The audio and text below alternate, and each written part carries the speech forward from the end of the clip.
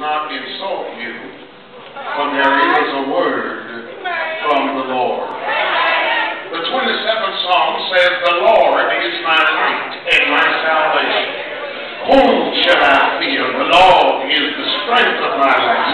Of whom shall I be afraid?"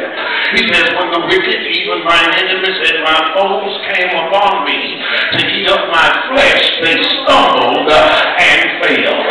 He says, though an host shall encamp against me, my heart shall not fear. Though war should rise against me, in this will I be confident. One thing have I desired of the Lord, that will I seek after, that I may dwell in the house of the Lord all the days of my life, to behold the beauty of the Lord and to inquire in his temple." He says, "For in the time of trouble, he shall hide me in his pavilion. He shall hide me in the secret of his tabernacle. Watch it now, he shall set me up upon a rock." He says, "And now shall my head be lifted up above all mine enemies round about me. Therefore I will offer sacrifices of praise in his tabernacle." He says, "I will sing, yea, I will sing praises unto the Lord." He seems to be preaching in 1 through 6, but he starts praying in verse 7. He says, "Hear my cry, O God." He says, "And have mercy also upon me, and answer me." He says, "When thou saidest, seek ye my face," he says, "my soul said unto thee, thy face, Lord, will I seek. But since I'm seeking, yet hide not thy face far from me. Put not thy servant away in anger. He says, thou hast been my help. Leave me not, neither forsake me, O God of my salvation." 1 through 6, he seems to be preaching. In 7 through 9, he seems to be praying.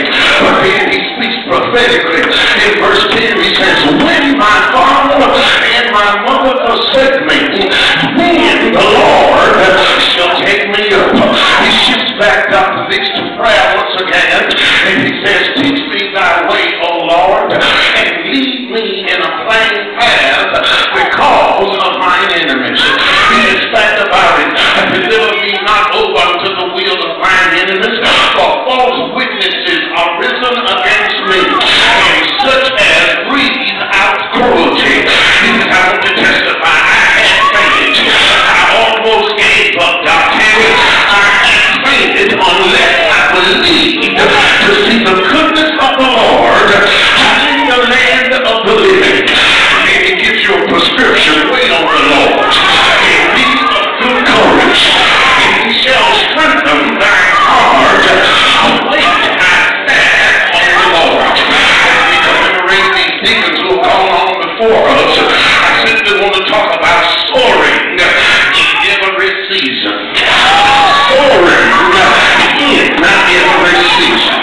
I personally like to preach from Proverbs and the Psalms because what they yield. Proverbs yields information, but the Psalms yields inspiration.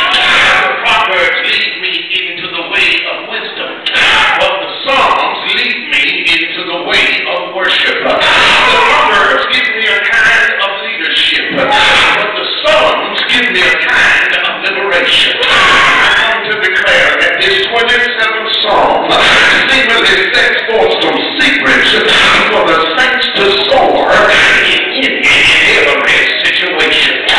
Theologically, commentators suggest that David penned this piece while he was on the run from Saul. He had struggled from a king, but he was treasuring his real king. And it seems to speak